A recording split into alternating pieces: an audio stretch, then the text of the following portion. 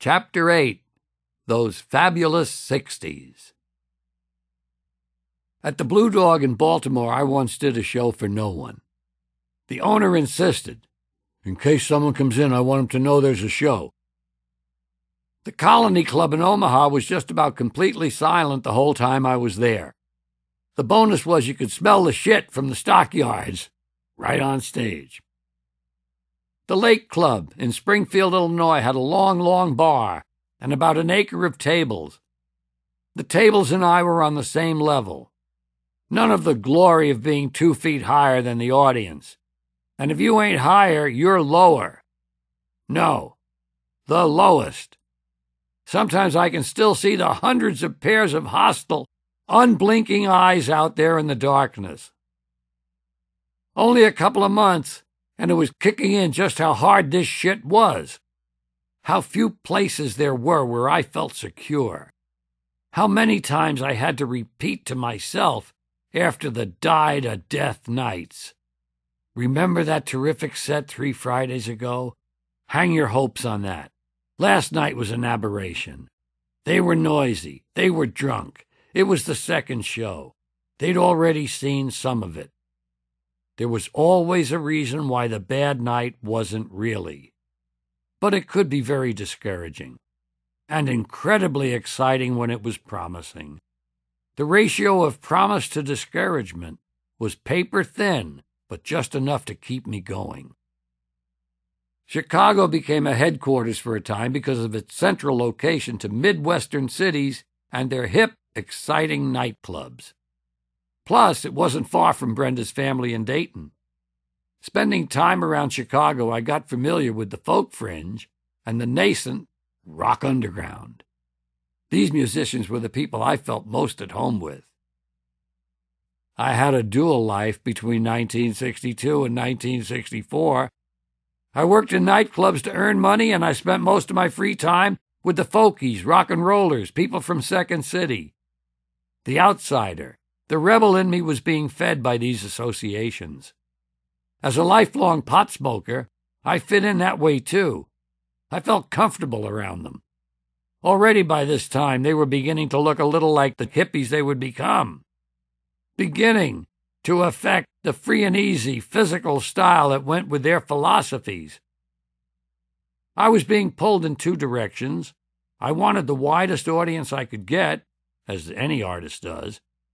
At the same time, I was drawn to the narrower subject matter, wanting to be someone who spoke to and for these folkies and hippies to be.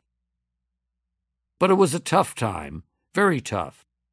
Brenda and I had no home, no address. We were out of work. We stayed in Dayton at Brenda's folks or with my mother in Manhattan, once in a while in the back seat of the car. Then in the fall of 1962, Brenda got pregnant. We didn't plan it. We were in New Orleans for the World Series and the Yankees won. Celebrations followed, and a few hours later, Brenda got pregnant. She was positive, she said. We went back to Chicago, where I was working at the Playboy Club, appropriately enough, and took the bunny test. Sure enough, the rabbit died. Brenda had a great pregnancy, and in her 7th month went home to Dayton to have the baby. Her parents picked her up at the airport, and her mother weighed about 80 pounds.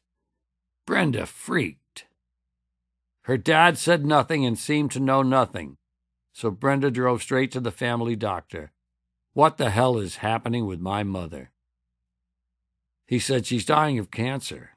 He hadn't told anybody, not her father or her younger sister, nobody, and Brenda's mother was the sort of person who never shared anything with anyone. But she only had weeks to live. As Brenda's mother was dying, our child was born, a daughter. We named her Kelly. Now we were 3, and broke, and homeless. We moved back to 121st Street. March 1963, when Brenda was 6 months pregnant with Kelly, was a turning point. The way I put it to Brenda was, I have to take a stand. We've got to live or die in New York. I can't keep going out to nowhere places.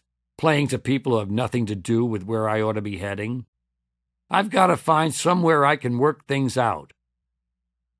Though it risked cutting us off from what little income we had, she supported me totally, and I began to have a powerful feeling of things inside me developing. Just like her, in fact. Perhaps it was a creative Couvade syndrome. At the time, the only way for struggling comics to be seen was something called a hoot. Hoot was short for hootenanny, originally an impromptu concert of folk music, which had evolved into a version of amateur night where all kinds of aspiring entertainers could strut their stuff. That March, I did my first hoot at the Café Wah, a hole-in-the-wall off Bleecker, and another the next night at the bitter end on Bleecker itself. Nothing. A few nights later, I auditioned at the Village Vanguard, a venerable old jazz joint in the West Village. Still nothing. Next month, I did the same circuit, and at the bitter end hoot, Howie Solomon caught me. Howie owned a new, quite large coffee house-style club across Bleecker Street called the Café or Go-Go. The Go-Go was well on its way to becoming the epicenter of everything people now remember, Bleecker Street, and, by extension, the Village, to have been in the 60s. Stan Getz recorded his Go-Go album there.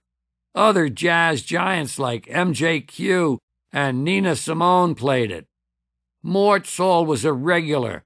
Steve Stills got his start as a solo, as did many other folkies who later crossed over to rock. Howie covered the field, and he offered me exactly the kind of a deal I was looking for. An open-ended arrangement to be a regular when the mic was open. 2 nights here, 4 nights there. Drop by of an evening if you're downtown. He offered the same deal to a number of young musicians, but to only one other comic, a guy 3 years my junior named Richard Pryor. The Go-Go became my home court advantage. I still took jobs outside New York. I wasn't turning down money, but I'd made my stand. Now I had a place to stand as well, a laboratory in the very heart of what would soon be the counterculture. An audience not only open to material that contained some ideas, some risk, but outsiders by instinct or choice who didn't accept received values, who resisted convention, who felt alienation from the smug certainties of middle-class, middle America, and who, in a few short months, would add to this potent mix a smoldering rage. When Kennedy came on the scene, I identified closely with the youthful Irish Catholic man of ideas. He wasn't my class, but he was my tribe. A politician, yes. But like a lot of my contemporaries, I wasn't old enough yet to have been disappointed. With Kennedy, a new beginning seemed possible, a chance for ideas to be advanced that took into account how people felt and lived, how the world treated them. A slow but sure march towards more concern about people and less about property. The black struggle was the most visible and emotional example of it, but Kennedy's promise included much else, explicitly and implicitly, about people who had been ignored or marginalized in the rush to the 50s consumer paradise.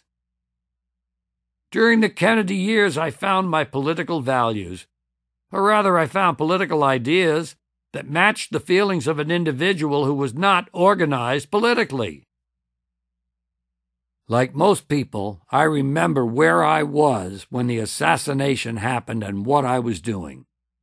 I was walking my baby daughter on 110th and Broadway in the very fancy pram Mary had bought her. There was a blind man's news kiosk on the corner. I went to buy the newspaper, but he didn't hand me one. He just said, "You hear about the president? The president has been shot in Dallas." I went into Rexall's or Liggett's or some drugstore and called Brenda. I said, "Turn on the television," and I realized I was crying. It came out as a cry, as a gasp, and yet I hadn't felt grief before I tried to speak the words to her. Saying the words caused the emotions. There was another assassination going on at the time, a slower and more methodical one, but in the end just as deadly, one that affected me far more deeply and directly. 2 years earlier, in 1961, Lenny Bruce had begun to be hit with a series of arrests for obscenity in San Francisco, Los Angeles at 3 different clubs, Chicago, and finally in New York, twice in 2 weeks, at the Café Au Go-Go. The British police also deported him from the UK when he tried to perform in London. I guess it would be clinically paranoid to think these were coordinated, but because several ended in acquittal or mistrial, in one case he was illegally tried in absentia, and because he was often arrested while awaiting trial for a previous arrest, it certainly looked like there was some degree of consensus. As if by some kind of Bush telegraph, law enforcers across America had agreed that this comic had to be made to shut the fuck up. I was there when Lenny was busted in Chicago. In fact, I went to jail with him. It was in December 1962 at the Gate of Horn. Bob Carey of the Tarriers, one of my folky friends, and I were drinking beer upstairs and watching Lenny be his usual genius self. Suddenly, a policeman stands up in the audience and says, just like they do on a street corner when someone gets shot or run down and a crowd gathers, "All right, the show's over." He actually said it, not as a metaphor, but as a literal piece of information being transmitted to the audience by someone in authority. "All right, the show's over." Wonderful. They hauled Lenny away. Lenny had been busted so often that he always wore his coat during performances so he could leave immediately with the police. He didn't want to get separated from that coat. It was a nice piece of cashmere. The cops bust the upstairs bartender, too, because he's serving the people during sets. And they bust the owner, Alan Ribbick. Carrie and I stay upstairs. Downstairs, the cops are trying to close the front door so they can check ID before people leave in case there are minors present. They really wanted to punish the club for having the balls to let Lenny speak free. Eventually, they found a girl who was 15 or 16, and Alan got into legal trouble for that. The Gate of Horn was never really the same afterwards. Carrie and I were still drinking. We were pretty juiced. And purposely I arranged to be almost the last going out. The policeman said, "I want to see your ID." I said, "I don't believe in identification, sorry." And I tried to give some kind of fucking stupid drunk speech. The cop grabbed me by the collar and pants in the old buncheroo fashion and hustled me down the stairs and through the lobby to the front door. As I was passing the bar area, I yelled out, "Brenda, I'm going to jail." Then it's out the door with my hands cuffed behind me and into this paddy wagon where Lenny was. Lenny showed me how to work my arms down under my ass and my feet so the handcuffs were in front of me. Somehow that worked. Much better. And now I went off to jail with Lenny in a paddy wagon. And even though it began as a drunken joke, the whole affair had a radicalizing effect on me. It was only reinforced when Lenny was busted at the Go-Go. Not once, but twice I was out of town at the time, because when the Go-Go had the major headliners, the regulars had no opportunity to appear. By now it was becoming pretty clear that Lenny wasn't being arrested for obscenity. He was being arrested for being funny about religion, and in particular Catholicism. A lot of big city cops, not just in New York, but in Philly, San Fran, Chicago, tend to be Irish Catholic. In addition, Lenny's persecutors had names like Ryan, the judge who tried him in absentia in Chicago, Hogan, the DA who went after him in New York, and Murtaugh, the trial judge in New York. Lenny's Chicago trial began on Ash Wednesday, 1963. In court, judge and jury having just come from Mass, everyone had ash crosses on their foreheads. So it probably shouldn't have blown my mind that the Vice Squad cop who busted Lenny at the Go-Go, the one who wore the wire, grew up in my neighborhood. But it did. He was a guy called Randy. I'm immediately thinking, why would Randy do that? He must know what great stuff Lenny's doing, knocking down this bullshit, seeing through that. Surely any of the guys I grew up with would agree. We were so outside the law, so inconsonant with authority. A few days later, Randy comes into the Moylan, the classic New York saloon where we all hung out. He has a transcript from The Wire he wore. He's showing it around to the guys. You gotta see this. Look at what this foul mouth had to say. A nun's tit, fecal matter on a crucifix, Pope this, Cardinal that. And there are universal reactions of outrage. I try to mount a feeble defense of Lenny, and they get even more outraged. Now I'm truly blown away, because these are disrespectful guys. They stopped going to Mass when they were 12 and 13. Nothing was sacred to them. It was the most dramatic evidence I'd had to date that these lines were sharply drawn. The legacy of that Catholic upbringing, that clannish Irish working-class neighborhood ethic, was a rigid demarcation. Just because you grew up with a guy and shared A, B, C, D, and E with him didn't mean that on F through Z you wouldn't be diametrically opposed to each other. 12 days before Lenny died in 1966, Brenda and I went up to his house in Hollywood. We had just moved there and we wanted to check in just like the old days. He had a beard by then, and he was completely immersed in his legal battle. He knew the law incredibly well on the specifics of his cases. He didn't appear in clubs anymore. The Irish cops and judges had indeed shut him the fuck up. He was just about bankrupt, having spent all his income and intellect trying to vindicate himself. We visited for a while, and he was as affectionate and lovable as ever.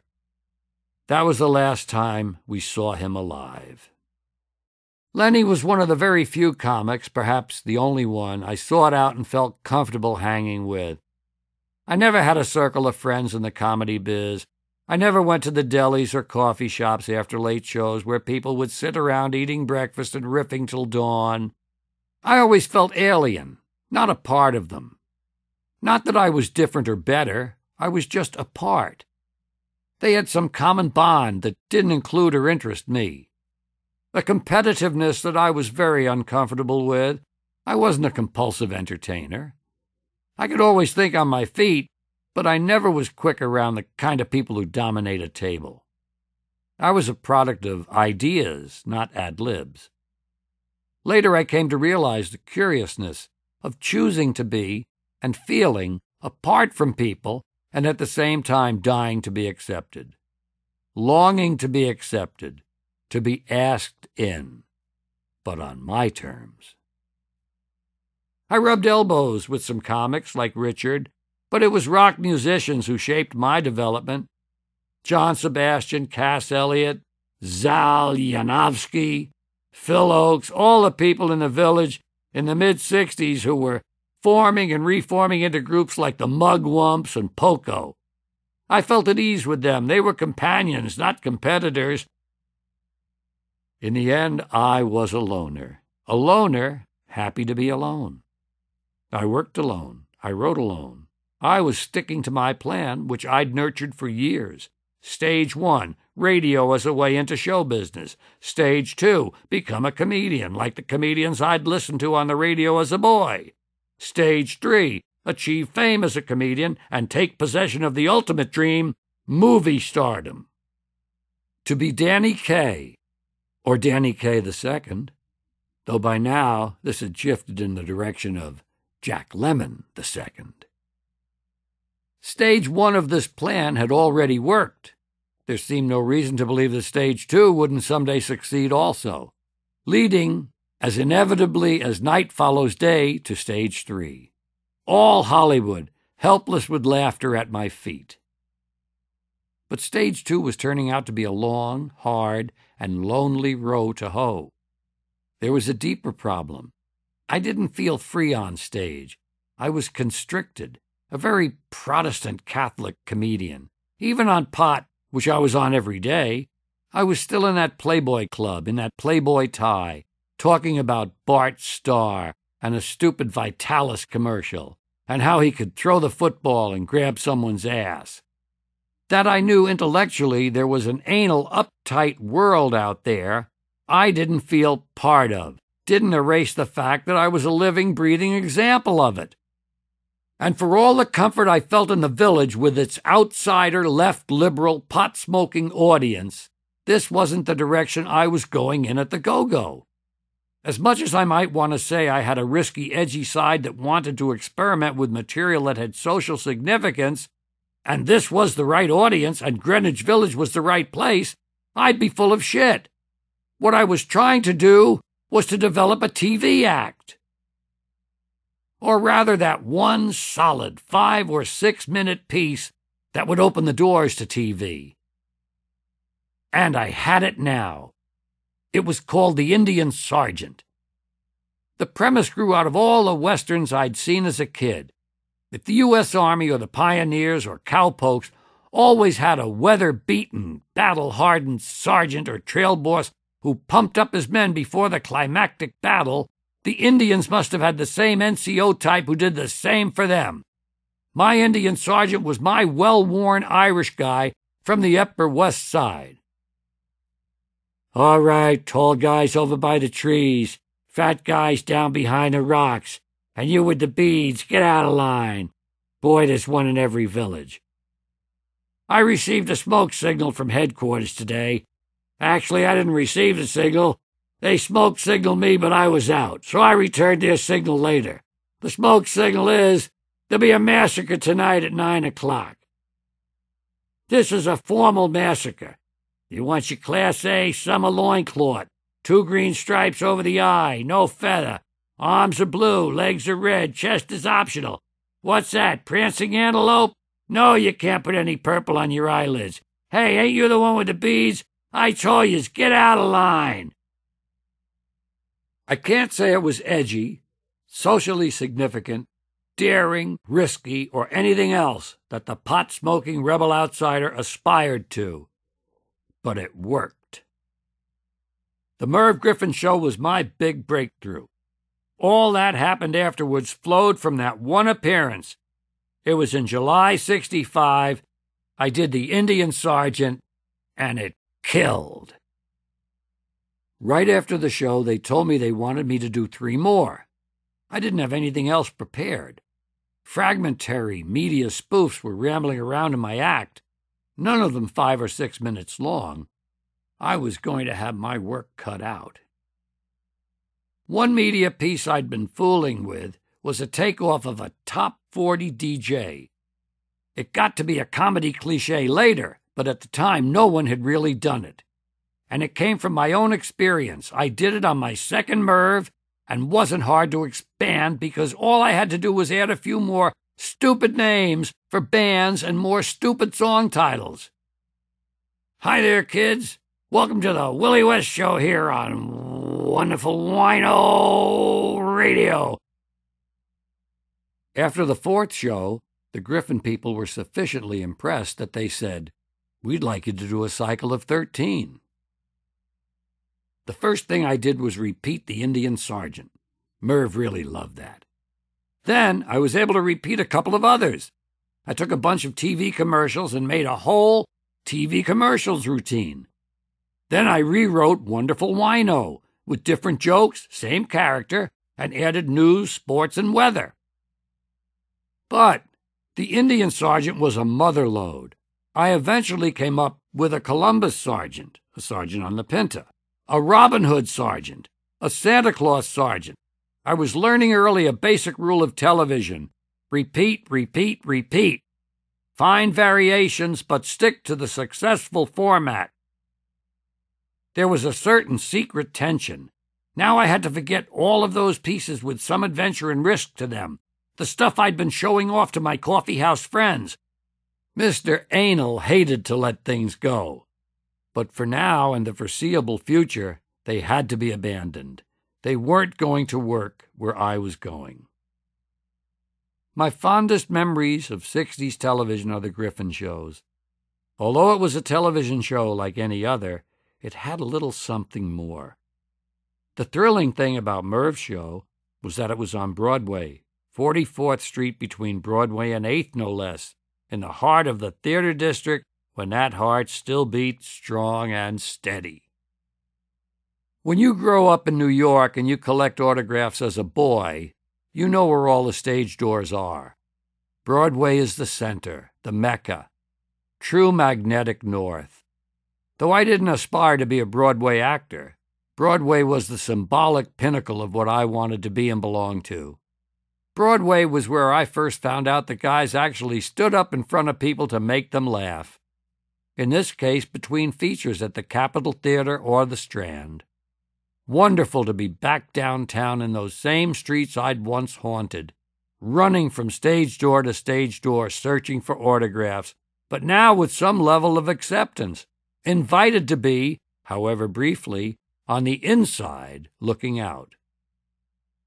After fighting against it for so long, I felt the wind at my back and the road rising to meet me.